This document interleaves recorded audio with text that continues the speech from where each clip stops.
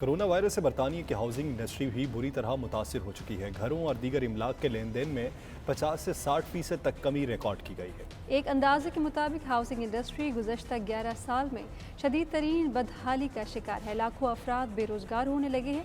मजीद जानेंगे bureau chief UK Ghulam Hussain Awan की report में।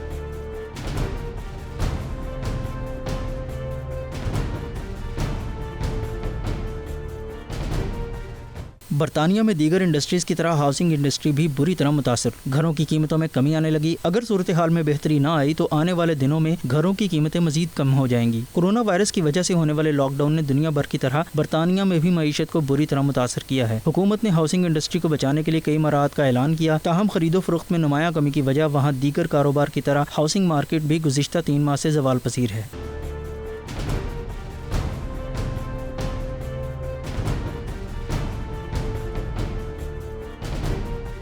नेशन वाइड बिल्डिंग सोसाइटी की एक रिपोर्ट के मुताबिक पिछले 11 साल में हाउसिंग मार्केट में ये सबसे बड़ी गिरावट है। बरतानिया भर में मई में घरों की कीमतों में औसतन 4000 पाउंड की कमी हुई है। स्टेट एजेंट्स इस गिरावट को कार क्रैश से तशबीह दे रहे हैं। मीडिया रिपोर्ट्स के मुताबिक फरवरी 2009 के बाद ये हाउसिंग मार्केट का सबसे बड़ा जवाल है। बरतानिया के चीफ माहिर मईशत पैंथॉन मैकर का कहना है कि हाउसिंग मार्केट में होने वाली ये कमी इस साल के बाकी अरसा के दौरान एक तवील जवाल का आगाज होगा। उन्होंने कहा, जब तक आइंदा 6 महीनों में जब तक वी शेप रिकवरी सामने नहीं आती, बेरोजगारी की शरह में भी 8.5% इजाफा मुतवक्के है। उन्होंने कहा, आने वाले हालात में बहुत से लोग अपने घर बेचने पर मजबूर हो जाएंगे। रवां साल अप्रैल में मकानात की कीमतें आज से 4000 पाउंड ज्यादा थीं और कोविड-19 आने से पहले 2020 के मुकाबले में इमलाक के लेन देन में पिछले 2 महीने के दौरान 55% कमी वाक़या हुई है।